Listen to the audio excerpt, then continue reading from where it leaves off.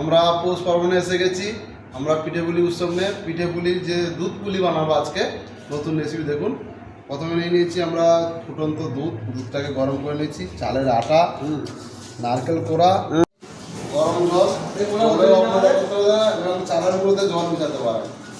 আমরা জলের মধ্যেই আমি যাতে একটু জলটা পরিমাণটা কম হয়, ফুটন্ত জলটা একটু কমিয়ে নিচ্ছি, পরিমাণ মতো লাগলে আমরা দেবো। ঠিক আছে, জলের সঙ্গে লবণ দিয়ে দিচ্ছি পরিমাণ মতো। এবার আমরা চালের আটাটাকে আস্তে আস্তে দিয়ে দেবো, মেলাতে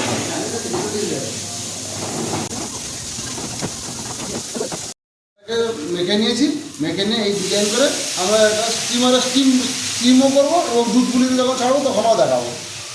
এইমাত্র আমরা এটা বানিয়ে রেখেছি, এগুলো আমরা একে একে স্টিম করে স্টিম পিঠে খাবো। আবার কিছু কিছু হবে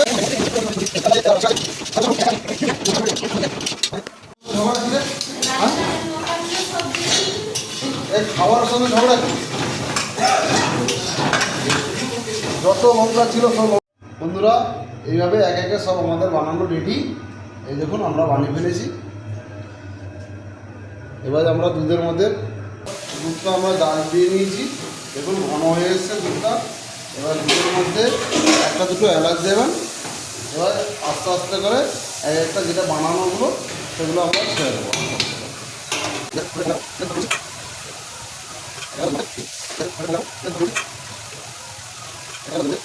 রেডি হয়ে গেছে। এবার রেডি প্রিপারেশনটা দেখুন, আমাদের একদম ফুল পিকআপ রেডি দুধগুলো।